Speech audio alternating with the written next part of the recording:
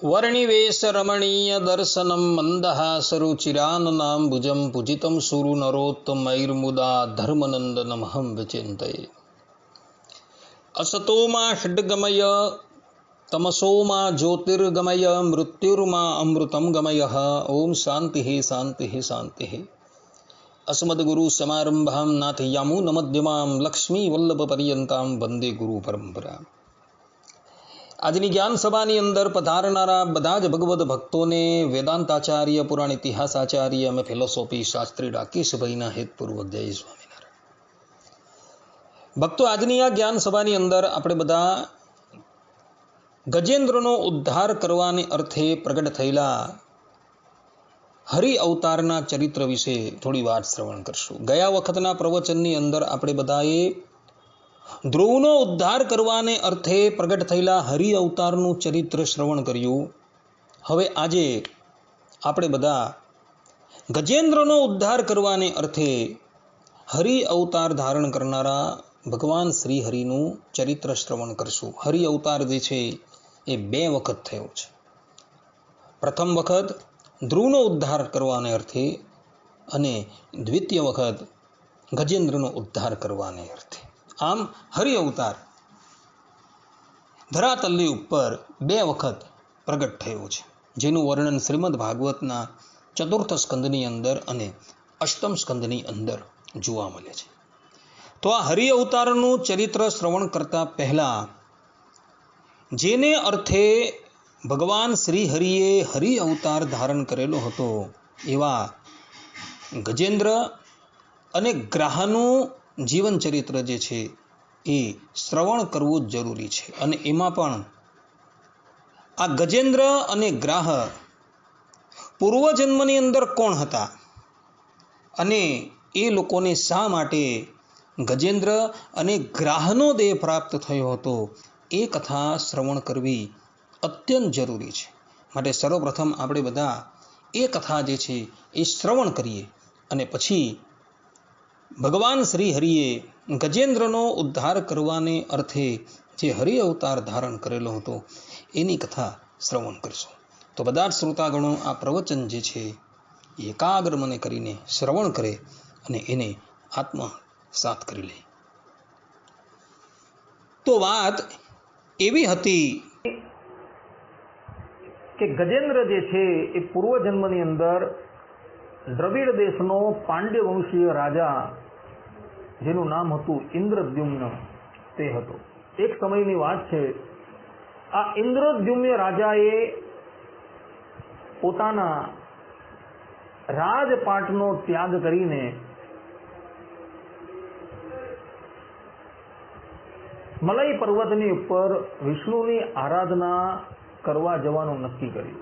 આમ તો એ રાજ્યની અંદર રહેવા છતાં પણ જળ કમળ વટ જ હતો અને રાજ્યમાં રહીને પણ હંમેશા ભગવાનનું ભજન જ કરતો હતો।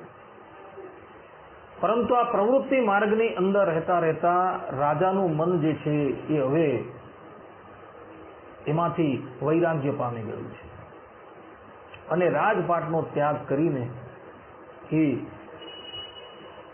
મલય પર્વતની ઉપર જતો રહ્યો। મલય પર્વતમાં જઈને એણે તપસ્વીનો વેશ ધારણ કર્યો અને પોતાની વૃત્તિ જે છે એ બધી બાજુથી એણે હટાવી લીધી અને એણે પોતાની બધી જ વૃત્તિ જે છે એ ભગવાનની અંદર જોડી દીધી છે। એક સમયની વાત છે, પ્રાતઃકાળે સ્નાન કર્યા પછી પૂજાના સમયે મનને એકાગ્ર કરીને મૌન વ્રત ગ્રહણ કરી આ રાજા જે છે ભગવાનની આરાધના કરતો હતો। એવા સમયની અંદર મહર્ષિ અગસ્ત્ય જે છે એ પોતાના શિષ્યોને લઈને એ રાજાની પાસે આવે છે, પરંતુ એ રાજા જે છે એ મહર્ષિનું કંઈ પણ અભિવાદન કરતો નથી અને એને લઈને અગસ્ત્ય ઋષિ જે છે એ ક્રોધાયમાન થઈ જાય છે અને એને શાપ આપી દે છે, હે રાજા, તે ગુરુજનો પાસેથી બોધ ગ્રહણ કર્યો નથી અને અભિમાનને લીધે પરોપકારમાંથી નિવૃત્ત થઈને તું દુરાત્મા બની ગયો છે. બ્રાહ્મણોનું પણ તું અપમાન કરી રહ્યો છે અને અમે આવવા છતાં પણ તું હાથીની જેમ, જડતાની જેમ પડી રહ્યો છે. માટે તું હાથીની યોનિની અંદર જવાને યોગ્ય છે. માટે જા, હું તને શાપ આપું છું કે તું હાથીની યોનિની અંદર જા. આ પ્રમાણે અગસ્ત્ય ઋષિએ ઇન્દ્રદ્યુમ્ન રાજાને શાપ આપી દીધો અને એ ત્યાંથી જતા રહ્યા. અને પછી આ ઇન્દ્રદ્યુમ્ન રાજા જે છે એ પોતાના દેહનો ત્યાગ કર્યા બાદ હાથીની યોનિની અંદર જન્મ લે છે.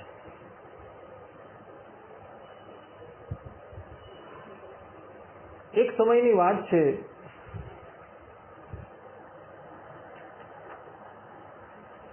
હાથી બનેલો આ ઇન્દ્રદ્યુમ્ન રાજા જે છે એ પોતાના પરિવારને લઈને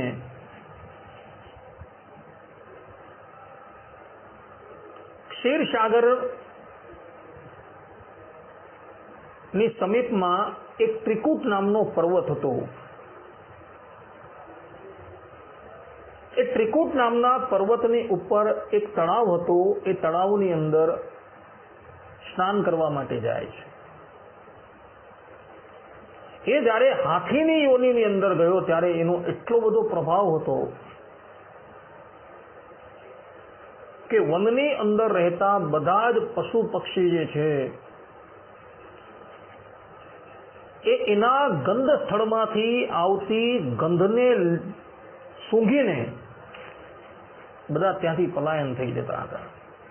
વાઘ હોય, સિંહ હોય, પક્ષીઓ હોય, સરીસૃપ હોય, બધા જ લોકો જે છે, બધા જ પ્રાણીઓ જે છે એ એનાથી ભયભીત રહેતા હતા.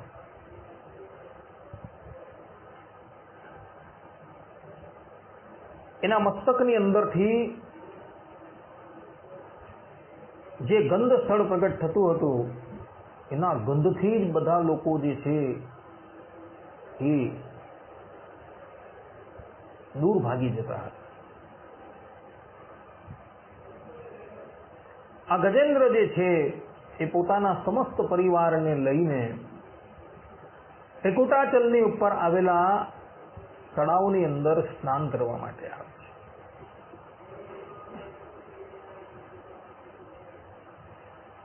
તળાવની અંદર પ્રવેશ થઈ પોતાની સૂંઢ દ્વારા એ પાણી લઈને એ પોતાના પરિવારની ઉપર નાખતો હોય છે. હવે એ તળાવની અંદર એક ગ્રાહ રહેતો હતો. જે ગ્રાહ પૂર્વજન્મની અંદર હુહુ નામનો ગંધર્વ હતો. એક સમયની વાત છે, આ હુહુ નામનો ગંધર્વ તળાવની અંદર પોતાની પ્રિયતમાઓની સાથે સ્નાન કરતો હતો. એવા સમયની અંદર ત્યાં જે છે એક દેવલ નામના ઋષિ જે છે સ્નાન કરવા માટે આવે છે. અને દેવલ ઋષિ જે છે એ તળાવમાં સ્નાન કરતા હોય છે. ત્યાં જ એ દેવલ ઋષિના પગને પકડીને એને તળાવમાં ખેંચી જાય છે. આ પ્રમાણે ઋષિની મજાક કરી, એનો ઉપહાસ કર્યો એટલે ઋષિ જે છે એ ક્રોધાયમાન થઈ જાય છે.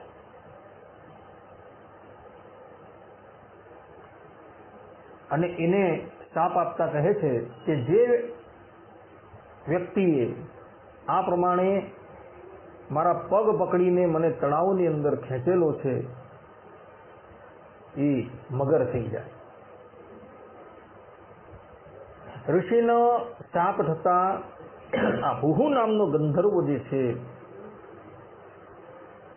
એ તરત જ મગરની યોનિને પ્રાપ્ત કરે છે અને એ જ તળાવની અંદર નિવાસ કરીને રહે છે. આજે પાંડ્ય દેશનો રાજા જે અગસ્ત્ય ઋષિના શાપથી હાથી થઈ ગયો હતો એ ત્રિકુટાચલની ઉપર આ તળાવની અંદર સ્નાન કરવા માટે આવે છે.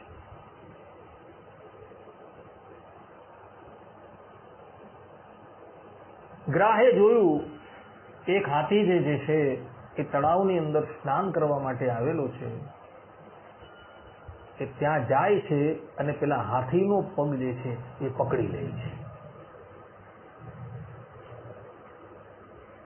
ગજેન્દ્રએ જોયું કે ગ્રાહે મારો પગ જે છે એ પકડી લીધો છે,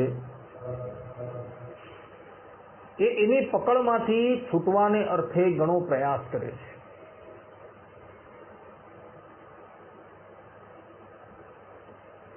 ઘણો પ્રયાસ કરે છે, પરંતુ જળની અંદર મગરનું બળ જે છે એ ઘણું અધિક હોય છે. એટલે ગજેન્દ્ર જે છે એ ઘણો પ્રયાસ કરવા છતાં પણ કંઈ કરી શકતો નથી. ગજેન્દ્રની સાથે એના પરિવારના સભ્યો હોય છે, એ લોકો પણ ગજેન્દ્રને બચાવવાના ઘણા પ્રયાસ કરે છે, પરંતુ એ લોકો પોતાના ઉદ્યોગની અંદર વિફલ રહે છે. અંતે એ બધા જ લોકો જે છે એ ગજેન્દ્રનો ત્યાગ કરીને ચાલ્યા જાય છે. ગજેન્દ્રએ જોયું કે જે પરિવારનું હું હંમેશા જીવનભર ભરણ પોષણ કરતો હતો એ મારો બધો જ પરિવાર જે છે એ મને છોડીને ચાલ્યો ગયો છે. હજારો વર્ષ પર્યંત ગ્રાહ અને ગજેન્દ્રનું યુદ્ધ ચાલતું રહે છે. ઘડીકમાં ગ્રાહ જે છે એ મગરને ખેંચીને બહાર લઈ આવે છે, તો ઘડીકમાં મગર જે છે એ ગજેન્દ્રને ખેંચીને અંદર લઈ જાય છે. યુદ્ધ ચાલતું જ રહ્યું. આકાશની અંદર દેવતાઓ આવી ગયા છે અને દેવતાઓ જે છે એ આ બંનેનું યુદ્ધ જોયા કરે છે. પરંતુ અંતે ગજેન્દ્રનું બળ જે છે એ ક્ષીણ થઈ જાય છે અને મગર જે છે એ અને અંદર ને અંદર ખેંચવા લાગે છે.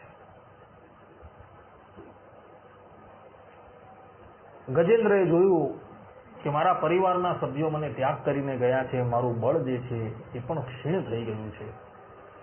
એટલે પૂર્વ જન્મના અભ્યાસને લઈને ગજેન્દ્ર જે છે એ શ્રીમદ નારાયણ ભગવાનને પોકારે છે.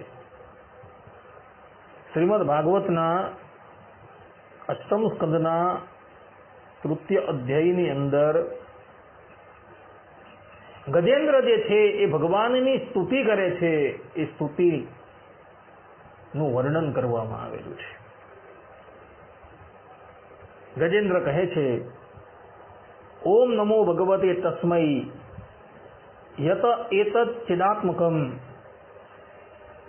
પુરુષાય બીજાય પરેશાય વિધીમહિ યસ્મન્નિદમ યતશ્ચેદમ येनेदम य इदम स्वयं यो अस्मात् परस्माच्च परस्तम प्रपद्ये स्वयं भुवम. આ પ્રમાણે 28 શ્લોકથી ગજેન્દ્ર જે છે એ શ્રીમદ નારાયણ ભગવાનની સ્તુતિ કરે છે. એ વખતે ધરાતલની ઉપર શ્રીમદ નારાયણ ભગવાને હરિમેધા નામના ઋષિની પત્ની હરણીના ગર્ભ થકી હરિ નામ ધારણ કરીને અવતાર લીધેલો હતો. ભગવાન શ્રી હરિએ ગજેન્દ્રનો પોકાર જે છે એ સાંભળો છે અને ભગવાન ગરુડ પર બિરાજમાન થઈને ત્યાંથી રવાના થયા છે અને ભગવાન શ્રીમદ નારાયણ જે જગ્યાએ ગ્રાહ અને ગજેન્દ્રનું યુદ્ધ ચાલતું હતું ત્યાં આવ્યા છે. ભગવાન શ્રીમદ નારાયણે જોયું કે ગજેન્દ્ર જે છે એ સંકટમાં છે. ભગવાન ગરુડ પરથી ઉતરા પણ નથી, આકાશમાંથી જ સીધા નીચે કૂદી પડે છે અને સર્વપ્રથમ તો ગજેન્દ્રને એવો બહાર કાઢે છે. ભગવાન શ્રીમદ નારાયણ ગજેન્દ્રને ગ્રાહ સાથે બહાર કાઢી નાખે છે. ગજેન્દ્રએ જોયું કે શ્રીમદ નારાયણ ભગવાન આવી ગયા છે. એણે તળાવની અંદર એક કમળનું પુષ્પ હતું એ લીધું અને ભગવાનને અર્પણ કરેલું છે. ભગવાને સુદર્શન ચક્ર લીધું છે અને સર્વપ્રથમ ગ્રાહનું મસ્તક જે છે છેદું નાખ્યું છે અને પછી એ ગ્રાહ અને ગજેન્દ્રને લઈને ભગવાન શ્રીમદ નારાયણ જે છે એ પોતાના ધામમાં જતા રહે છે. અહીં આ ગજેન્દ્ર મોક્ષની અંદર ભગવાન વેદવ્યાસજીએ પરમ તત્વનો નિર્ણય કરેલો છે કે પરમ તત્વ કોણ છે. ગજેન્દ્ર અને ગ્રાહ જે છે એના યુદ્ધની અંદર બધા જ દેવતાઓ જે છે એ ગગનતલની અંદર આવીને ઉપસ્થિત છે. ભગવાન શંકર છે, બ્રહ્માજી છે, ઇન્દ્રાદિક દેવતાઓ છે, બધા આવીને ઉપસ્થિત છે. ગજેન્દ્ર જે છે એ જુએ છે કે મારા પરિવારના સભ્યો મારો ત્યાગ કરીને જતા રહ્યા છે, મારું બળ જે છે એ પણ ક્ષીણ થઈ ગયું છે. ત્યારે એ ભગવાનની સ્તુતિ કરે છે અને એ સ્તુતિની અંદર એ કોઈનું નામ નથી લેતો. આખી સ્તુતિ તમે જોજો 28 શ્લોકની સ્તુતિ છે. તો એ 28 શ્લોકની સ્તુતિની અંદર ગજેન્દ્ર કોઈનું નામ નથી લેતો. એ એમ કહે છે કે જે જગતનું કારણ જે છે, જેણે આ સંપૂર્ણ જગતની ઉત્પત્તિ કરેલી છે, જે સ્થિતિ કરે છે અને પ્રલય કરે છે, એ પરમાત્મા જે છે એ આવીને મારી રક્ષા કરે. એ વખતે ગગનતલની અંદર બધા દેવતાઓ ઉપસ્થિત છે, પરંતુ કોઈ પણ દેવતાઓ જે છે એ ગજેન્દ્રની સહાય કરવા માટે નથી આવતા, કારણ કે એ લોકો પરમ તત્વ નથી. પરમ તત્વ કોણ છે? શ્રીમદ નારાયણ ભગવાન છે. એટલે ગજેન્દ્રએ જે સ્તુતિ કરી છે એ સ્તુતિ બહુ મહત્વની છે. એને એમ જ કહી દીધું કે જે જગતનું કારણ તત્વ છે એ આવીને મારી સહાય કરે. અને જગત કારણ તત્વ કોણ છે? એક શ્રીમદ નારાયણ ભગવાન છે. કારણ કે એ શ્રીમદ નારાયણ થકી બ્રહ્માજીનું પ્રાગટ્ય છે, ભગવાન શંકરનું પ્રાગટ્ય છે. એકો હવૈ નારાયણ આસિત ન બ્રહ્મો ન ઈશાન. પ્રલય અવસ્થાની અંદર કેવલ ને કેવલ એક શ્રીમદ નારાયણ ભગવાન હતા. તે વખતે બ્રહ્મા પણ નહીં હતા અને શંકર પણ ન હતા. નારાયણાત બ્રહ્મા જાયતે. નારાયણ થકી એ ભગવાન બ્રહ્માનું પ્રાગટ્ય થયું છે. નારાયણાત રુદ્ર જાયતે. નારાયણ થકી એ રુદ્રનું પ્રાગટ્ય થયું છે. અને એ લોકો જગત કારણ નથી. જગત કારણ કેવલ ને કેવલ શ્રીમદ નારાયણ ભગવાન છે. એટલે ગજેન્દ્ર કહે છે કે જે જગતનું કારણ જે છે એ આવીને મારી સહાય કરે. અને શ્રીમદ નારાયણ ભગવાન આવી ગયા છે અને એણે ગ્રાહ અને ગજેન્દ્રનો ઉદ્ધાર કર્યો છે. ગજેન્દ્રના આ ચરિત્રની અંદર બીજો પણ એક ભાવ જોવા મળે છે. ને એ ભાવ છે શરણાગતિનો ભાવ. ગજેન્દ્રને જ્યાં લગીન પોતાના પરિવારજનોનો વિશ્વાસ હતો ત્યાં લગીન ભગવાન શ્રીમદ નારાયણ આવેલા નથી. ગજેન્દ્રને જ્યાં લગીન પોતાના બળનો આત્મવિશ્વાસ હતો ત્યાં લગીન શ્રીમદ નારાયણ ભગવાન આવ્યા નથી. પણ જ્યારે એણે જોયું કે જે પરિવારનું હું જીવનભર પાલન પોષણ કરતો હતો એ જ પરિવાર મારો ત્યાગ કરીને જતો રહ્યો છે, મારું બળ જે છે એ પણ ક્ષીણ થઈ ગયું છે, હવે મારે શું કરવું? ત્યારે એ અનન્ય ભાવે શ્રીમદ નારાયણ ભગવાનના શરણમાં જાય છે અને ભગવાનની સ્તુતિ કરી. તો ભગવાન આવ્યા. આના પરથી સિદ્ધાંત એ નક્કી થાય છે કે જગત કારણ તત્વ જે છે એ પરબ્રહ્મ પરમાત્મા છે અને અનન્ય ભાવે જો ભગવાનની શરણાગતિ કરવામાં આવે ને તો જ એ ભગવાન જે છે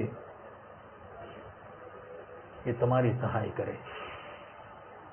અન્યાશ્રયેણ શરણાગતિ બાધિતા ભવતી. અન્યાશ્રય કરવાથી ભગવાનની શરણાગતિ જે છે એ બાધિત થઈ જાય છે. ભગવાનને બધું પસંદ છે, તમે કોટી કોટી બ્રહ્મ હત્યા કરી દો ને ભગવાનના શરણમાં જાઓ તો ભગવાન એ તમારા બધા અપરાધોને ક્ષમા કરી દે. પરંતુ એ પરમાત્મા સિવાય જો બીજાનો આશરો લીધો ને તો ભગવાન તમને ક્યારેય પણ ક્ષમા ન કરે. ગજેન્દ્ર મોક્ષની અંદર આ જ વાત છે. દ્રૌપદીજીને જ્યાં લગીન પોતાના પતિ, પોતાના સસુર તથા પોતાના ગુરુઓનો વિશ્વાસ હતો ત્યાં લગીન ભગવાન આવ્યા નથી.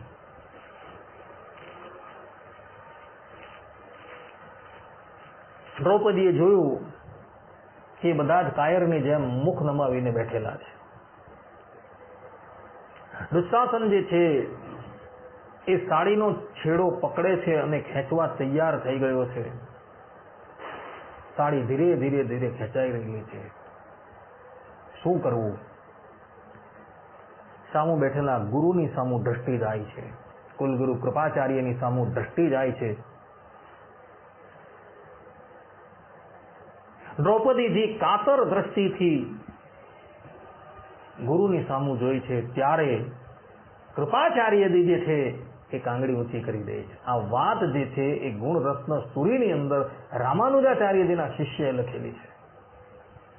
અને પછી અનન્ય ભાવે એ ભગવાનના શરણમાં જાય છે.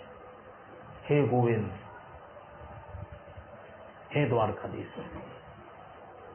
અને જ્યાં છાળીનો અંતિમ છેડો નીકળવાની તૈયારી હોય છે ત્યાં શ્રીમદ નારાયણ ભગવાન આવી જાય છે અને દ્રૌપદીજીના મેલા ગયેલા વસ્ત્રની અંદર પ્રવેશી જાય છે. અને અનંત ભગવાન એની અંદર પ્રવેશી ગયા એટલે સાડી અનંત થઈ ગઈ.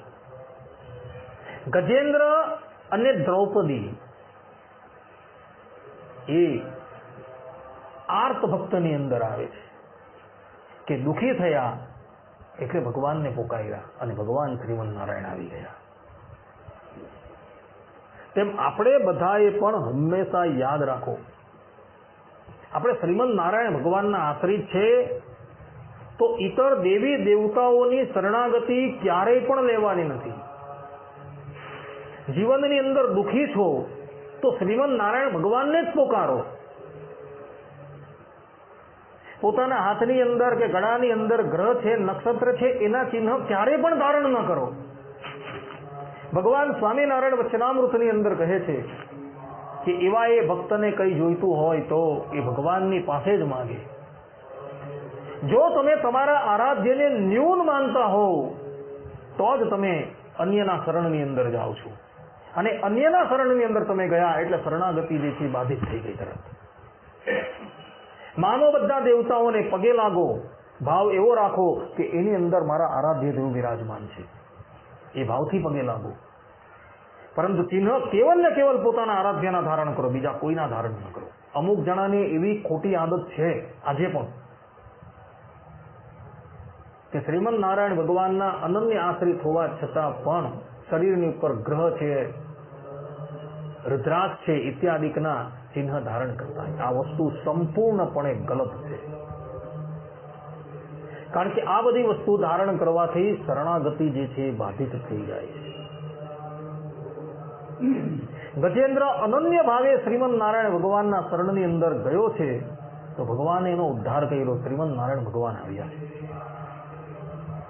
કહેવાય છે કે હજારો વર્ષ પર્યંત એ તળાવની અંદર ગ્રાહ અને ગજેન્દ્રનું યુદ્ધ ચાલતું હતું. એ તળાવનો જે કાદવ હતો ને, કાદવ બધો રગદોળાઈ ગયો હતો અને ઉપર આવી ગયો તો પછી કમળ કેવી રીતના આવી ગયા? તે કમળને જે છે ઉત્પન્ન કરવામાં આવેલું હતું અને કમળને ઉત્પન્ન કરનારા હતા લક્ષ્મીજી. લક્ષ્મીજીએ તળાવની અંદર કમળ ઉત્પન્ન કરી દીધું છે અને ગજેન્દ્રએ જોયું કે કમળ જે છે એ અત્યારે અહીં ખીલેલું છે. એ કમળને સૂંઢમાં લીધું છે અને ઠાકોરજીની સન્મુખ એને ઘા કર્યો છે. ભગવાન શ્રીમદ નારાયણ ગરુડ પરથી પડતું મૂકી દે છે અને દોડતા દોડતા દોડતા આવીને ગજેન્દ્રને ગ્રહના મુખમાંથી બહાર કાઢે છે અને સર્વપ્રથમ ગજેન્દ્રનો વધ કરે છે અને ત્યારબાદ સર્વપ્રથમ ગ્રહનો વધ કરે છે અને પછી ગજેન્દ્રનો ઉદ્ધાર કરે. ગ્રહનો વધ કેમ કર્યો? તો એનું પણ કારણ જે છે એ સંતો આપે છે કે ગ્રાહે ભગવાનના ભક્તના ચરણનો આશ્રય કરેલો હતો અને ભગવાનના ભક્તના ચરણનો આશ્રય જેણે કરેલો હોય એની ભગવાન સર્વપ્રથમ મુક્તિ કરે અને પછી એની મુક્તિ કરે. આજે ગ્રાહ જે હતો એને ભગવાન શ્રીમદ નારાયણના અનન્ય ભક્ત એવા ગજેન્દ્રના ચરણનો આશ્રય કરેલો હતો. એટલે શ્રીમદ નારાયણ ભગવાને પહેલા ગ્રહનો ઉદ્ધાર કર્યો અને પછી ગજેન્દ્રનો ઉદ્ધાર કર્યો. પદ્મ પુરાણની અંદર કથા આવે છે કે શ્રીમદ નારાયણ ભગવાન આ ગ્રાહ અને ગજેન્દ્રને લઈને વૈકુંઠ લોકની અંદર જતા રહે છે અને વૈકુંઠ લોકની અંદર શ્રીમદ નારાયણ ભગવાન એને દ્વારપાલ તરીકે નિયુક્ત કરે છે અને તે વખતે એનું નામ હોય છે જય અને વિજય. બંને જણા વૈકુંઠ લોકના દ્વારપાલ તરીકે નિયુક્ત થાય છે. એ વૈકુંઠ લોક કયું? આ બ્રહ્માંડની અંદર જે વૈકુંઠ લોક આવેલું છે જેનું નામ છે કાર્ય વૈકુંઠ, રમા વૈકુંઠ. એ રમા વૈકુંઠના દ્વારની ઉપર, એમાં પણ 7મા દ્વારની ઉપર આ બંને જણની નિયુક્તિ કરવામાં આવે છે. એનું નામ હોય છે જય અને વિજય. એક સમયની વાત છે, સંકાદિક ઋષિઓ જે છે એ શ્રીમદ નારાયણ ભગવાનના દર્શન કરવાને અર્થે વૈકુંઠ લોકમાં આવે છે. પ્રથમ દ્વાર પાર કરે છે, દ્વિતીય દ્વાર પાર કરે છે, તૃતીય, ચતુર્થ, 5મું અને 6ઠું દ્વાર પાર કરીને એ લોકો 7મા દ્વાર પર આવે છે. ત્યાં આ બંને ગ્રાહ અને ગજેન્દ્ર જે જય વિજયનું રૂપ ધારણ કરીને ઉપસ્થિત હોય છે એ સંકાદિક ઋષિઓને અટકાવે છે. અને સંકાદિક ઋષિઓને અટકાવે છે એટલે સંકાદિક ઋષિઓ ક્રોધાયમાન થઈ જાય છે અને સંકાદિક ઋષિ એ બંનેઓને શાપ આપી દે છે કે આપ અમને ભગવાનના દર્શન કરવા માટે જતા અટકાવો છો, જાઓ, તમને બંનેઓને અમારો શાપ છે, તમે અસુરની યોનિની અંદર પ્રગટ થાઓ. સ્કંદ પુરાણની અંદર તો ત્યાં લગીન વર્ણન છે કે સંકાદિક ઋષિઓ જેવા વૈકુંઠ લોકની અંદર પ્રવેશ કરવા જાય છે ત્યાં જ આ બંને જણા જે છે એ સંકાદિક ઋષિઓને ધક્કો મારીને ફેંકી દે છે અને એટલે ઋષિ જે છે ક્રોધાયમાન થાય છે.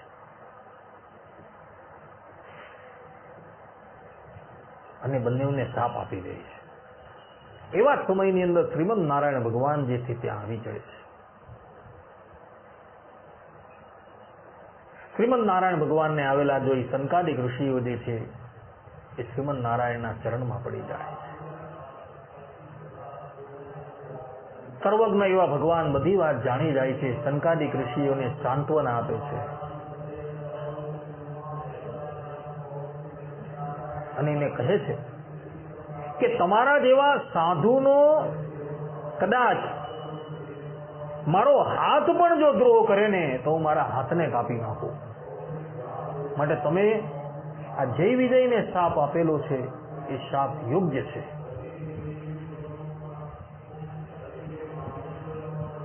ભગવાન શ્રીમદ નારાયણ જય વિજયને અપાયેલા શાપનું સમર્થન કરે છે. શ્રીમદ નારાયણ ભગવાનના દર્શન કરી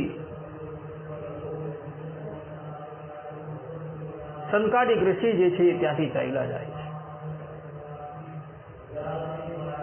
જય અને વિજય જે છે એ શ્રીમદ નારાયણ ભગવાનના ચરણમાં પડી જાય છે કે પ્રભુ આપ એકાંતની અંદર બિરાજમાન હતા અને આ ઋષિમુનિઓ દર્શન કરવા માટે આવતા હતા. આપની જ આજ્ઞાથી અમે એ ઋષિઓને રોકેલા હતા.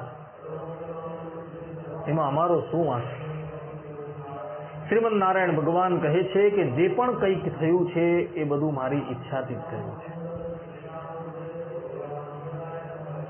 એક સમયની વાત છે, હું એકાંતની અંદર વિરાજમાન હતો અને લક્ષ્મીજી અમારા મહેલમાં આવતા હતા અને તે વખતે તમે બંને જણાએ લક્ષ્મીજીને મહેલમાં પ્રવેશતા અટકાવેલા હતા અને એને લઈને ક્રોધાયમાન થઈ લક્ષ્મીજીએ તમને બંનેને શાપ આપેલો હતો કે તમારા બંનેનું વૈકુંઠ લોકમાંથી પતન થશે. અને આજે આ ઋષિએ પણ તમને લોકોને શાપ આપ્યો છે. માટે તમારું વૈકુંઠ લોકમાંથી પતન અવશ્ય થશે. હવે તમે બોલો, તમારે ભગવાનનું અર્થાત કે મારું સ્મરણ કરતા કરતા પુનઃ વૈકુંઠ લોકમાં આવવું છે કે મારી સાથે વેર કરતા કરતા વૈકુંઠ લોકમાં આવવું છે? જય વિજય કહે છે કે પ્રભુ તમારું સ્મરણ કરતા કરતા જો અમે વૈકુંઠ લોકની અંદર આવીએ તો કેટલા જન્મે અમે અહીં આવીએ, અને તમારી સાથે વેર કરતા થતા જો અહીં આવીએ તો એ કેટલા જન્મે આવીએ. ત્યારે શ્રીમદ નારાયણ ભગવાન કહે છે કે મારું સ્મરણ કરતા થતા જો તમે પુનઃ વૈકુંઠ લોકની અંદર આવવા માંગતા હો તો તમારા 6 જન્મ થશે. અને વેર ભાવે જો મારું ભજન કરીને તમે વૈકુંઠ લોકમાં આવવા માંગતા હો તો તમને 3 જન્મ થશે. ત્યારે જય અને વિજય કહે છે કે પ્રભુ અમારે શીઘ્રાથી શીઘ્ર તમારી પાસે આવવું છે, માટે અમે વેર ભાવે કરીને તમારું ભજન કરશું, તમારી સાથે અમે વેર કરશું અને વેર ભાવે તમારું ભજન કરતા થકા અમે પુનઃ વૈકુંઠ લોકમાં આવશું. શ્રીમદ નારાયણ ભગવાન કહે છે કે તથાસ્તુ. અને એ જય અને વિજય જે છે એ કશ્યપ અને દીતિ થકી હિરણ્યકશુપ અને હિરણાક્ષના નામથી પ્રગટ થાય છે. એ એનો પહેલો જન્મ. એમાં હિરણાક્ષ જે છે એ હિરણાક્ષનો ઉદ્ધાર શ્રીમદ નારાયણ ભગવાન વરાહ અવતારની અંદર કરે છે અને હિરણ્યકશુપનો ઉદ્ધાર શ્રીમદ નારાયણ ભગવાન નરસિંહ અવતાર ધારણ કરીને કરે છે. ત્યારબાદ એ જય વિજયનો બીજો જન્મ જે છે એ વિશ્રવા અને કૈકસી થકી થાય છે. કૈકસી થકી રાવણ અને કુંભકર્ણ જે પ્રગટ થાય છે એ જ જય અને વિજય હોય છે. અને એ રાવણ અને કુંભકર્ણના જન્મની અંદર શ્રી રામ જે છે એ બંનેનો ઉદ્ધાર કરે છે. રામા અવતારની અંદર ભગવાન શ્રી રામ એ બંનેનો ઉદ્ધાર કરે છે. અને એ જય અને વિજય ત્રીજા જન્મની અંદર શિશુપાલ અને દંત વક્ર તરીકે પ્રગટ થાય અને કૃષ્ણ અવતારની અંદર શ્રીમન નારાયણ ભગવાન એ બંનેનો ઉદ્ધાર કરે છે. આ પ્રમાણે ઇન્દ્રદ્યુમ્ન અને હુહુ નામનો ગંધર્વ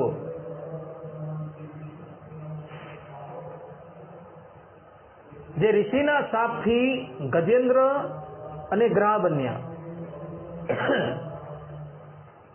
બીજા જન્મની અંદર ગજેન્દ્ર અને ગ્રહ બન્યા, ત્રીજા જન્મની અંદર વૈકુંઠ લોકના પાર્ષદ થયા. વૈકુંઠ લોકના પાર્ષદ થયા ત્યાં લક્ષ્મીજી અને સંકાદિકનો શાપ થયો એટલે ધરાતલની ઉપર હિરણ્યકશુપ અને હિરણાક્ષ થયા. ત્યારબાદ રાવણ અને કુંભકર્ણ અને પછી શિશુપાલ અને દંતવક્ર. આમ 6 જન્મ એ લોકોના થયા હતા. આ 6 જન્મની કથા જે છે પદ્મ પુરાણની અંદર જોવા મળે. મહાપુરુષોનો અપરાધ જે છે એ કેટલું ભયાનક પરિણામ લાવે છે.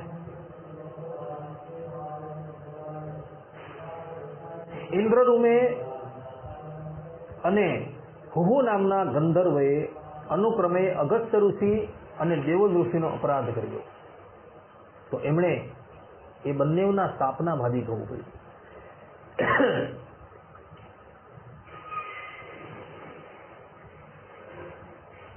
અને શાપ પ્રાપ્ત થઈ ઇન્દ્રદ્યુમ્ન જે છે એ ગજેન્દ્રની યોનિની અંદર જાય છે અને હુહુ નામનો ગંધર્વ જે છે એ ગ્રહની યોની અંદર જાય છે. ત્યારબાદ શ્રીમદ નારાયણ ભગવાન એનો ઉદ્ધાર કરે છે અને વૈકુંઠ લોકની અંદર જાય છે. તો વૈકુંઠ લોકની અંદર એ સંકાદિક અને લક્ષ્મીજીનો અપરાધ કરી દે અને એને આસુરી યોનિની અંદર પ્રગટ થવું પડે છે. અને ભક્તો ક્યારેય પણ મહાપુરુષોનો અપરાધ નહીં કરતા, કારણ કે એનો અપરાધ થાય તો એના પરિણામ જે છે બહુ ભયંકર આવે છે. ગજેન્દ્રનું ચરિત્ર જે છે એ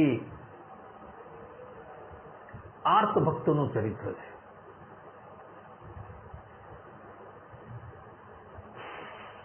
એની અંદર આપણે બધાને શરણાગતિનો બોધ મળે છે કે શરણાગતિ કરવા યોગ્ય કોઈ હોય તો એ કેવલ ને કેવલ શ્રીમદ નારાયણ ભગવાન જ છે, બીજું કોઈ નથી. કારણ કે એ જ પરમ તત્વ છે. માટે જે જગતનું જે કારણ જે છે એ જગતનું કારણ તેની શરણાગતિ કરવાની છે. બહુ બ્રહ્માંડિક દેવતાઓ જગતનું કારણ નથી ને જ્યારે જ્યારે એ લોકોએ પોતાને જગતના કારણ તરીકે જાણેલા હતા ત્યારે એ લોકો પર પણ વિપત્તિ આવેલી હતી. બ્રહ્માજી પોતાને જગત કારણ માનતા હતા તો કૃષ્ણ અવતારની અંદર વિપત્તિ આવી.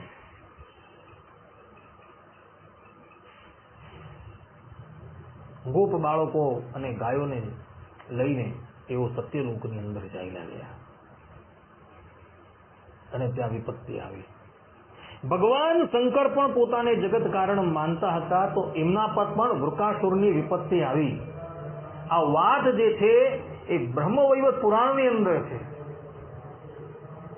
ભગવાન શંકર પોતાને જગત કારણ માનવા લાગેલા હતા અને એટલે માટે એના પર વૃકાસુરની અર્થાત કે ભસ્માસુરની વિપત્તિ આવેલી હતી. આ વાત ભગવાન વેદવ્યાસજીએ બ્રહ્મવૈવત પુરાણની અંદર કહેલી છે. અને વૃકાસુરને વરદાન આપીને એ ભગવાન શંકર જે છે એ વિપત્તિની અંદર ફસાઈ ગયા હતા. પરંતુ વિપત્તિ કેમ આવી ગઈ? ભગવાન શંકર તો પરમ ભાગવત છે, એના પર વિપત્તિ કેવી રીતના આવી? તો એનું કારણ જે છે એ બ્રહ્મવૈવત પુરાણની અંદર છે. એને પોતાને જગત કારણ માની લીધેલા હતા અને ભગવાનની ઈચ્છાથી એ વૃકાસુરની વિપત્તિ જે છે એના પર આવે છે અને વૃકાસુરને વરદાન આપવાથી ભગવાન શંકર જે છે એ પોતે વિપત્તિમાં મુકાઈ જાય છે. કારણ કે ભગવાન શંકર જે છે એને એવું વરદાન આપી દે છે કે તું જેના પર હાથ મૂકશે એ બળીને ભસ્મ થઈ જશે. અને વૃકાસુર એટલો બધો નીચ કક્ષાનો હતો કે એની દ્રષ્ટિ પાર્વતીની ઉપર હતી. મનોમન વિચાર કરવા લાગ્યો કે હું ભગવાન શંકરને બાળીને ભસ્મ કરી દઉં અને પાર્વતીને લઈ લઉં. અને એને લઈને એ ભગવાન શંકરનું જ અનિષ્ટ કરવા માટે તૈયાર થાય છે. અને ભગવાન શંકર જુએ છે કે વૃકાસુર તો હવે મારો જ ઘાત કરવા માટે તૈયાર થયો. મોહ માયાની અંદર એને એવો ફસાવે છે કે એનો હાથ જે છે એ એના જ મસ્તકની ઉપર મુકાવીને એને બાળીને ભસ્મ કરી દે. જ્યારે જ્યારે મનુષ્ય પોતાને પરમાત્માથી શ્રેષ્ઠ માનવા માટે તૈયાર થાય છે ત્યારે એના પર વિપત્તિ આવે છે. દેવરાજ મનુષ્ય સમજીને પોતાને ત્યાં ઉપસ્થિત એવા મેઘોને આજ્ઞા કરે છે કે તમે આખા વ્રજને ડુબાડી દેજો. કારણ કે એ પોતાને એવું સમજતો હતો કે ત્રિલોકીનો અધિપતિ હું જ છું, મારાથી બીજું કોઈ પર નથી. આ દેવતાઓનું એક ચરિત્ર તમે જુઓ કે જ્યારે એ લોકો સંકટમાં હોય ત્યારે શ્રીમદ નારાયણ ભગવાનના શરણમાં જાય છે. એવું સંકટ પૂર્ણ થાય એટલે ભગવાનને ભૂલી જાય અને પોતાને સર્વેશ્વર માનવા લાગે. પરંતુ પરમાત્મા જે છે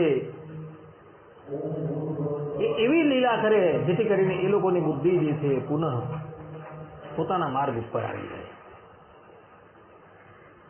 અને જગત કારણ જે છે એ જગત કારણની શરણાગતિ કરવાની છે. જગત કારણ કોણ છે? શ્રીમદ નારાયણ ભગવાન, બીજું કોઈ જગત કારણ નથી.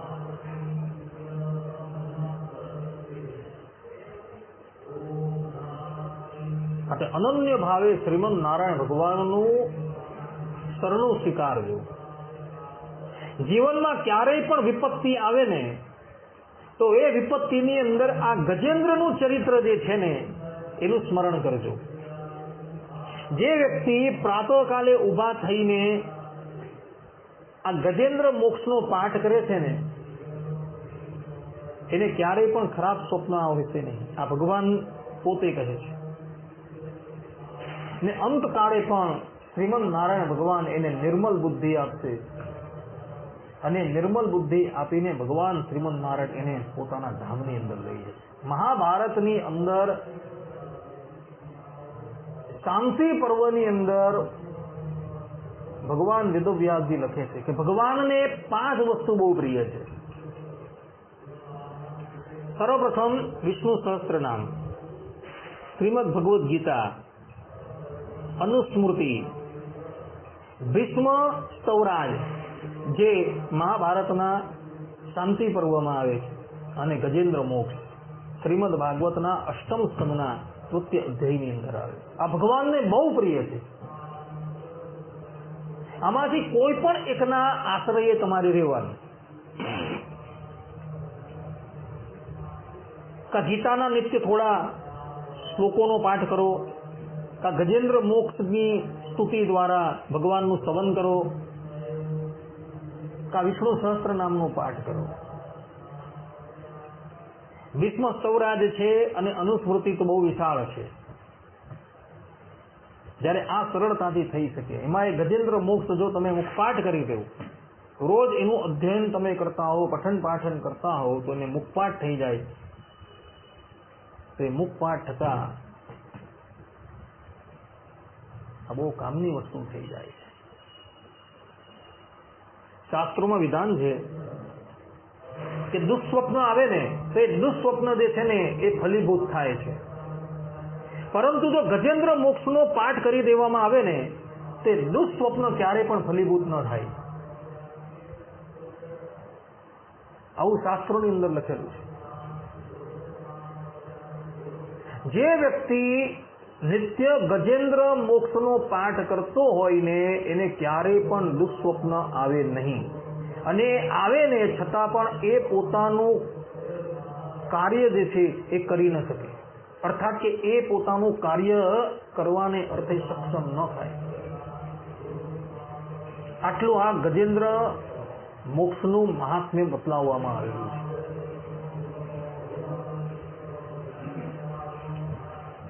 માટે ભક્તો, આ ગજેન્દ્રના ચરિત્ર પરથી તમે પણ એક શીખ લેજો કે જીવનની અંદર શ્રીમદ નારાયણ ભગવાન સિવાય કોઈના પણ આશરે રહેશું નહીં.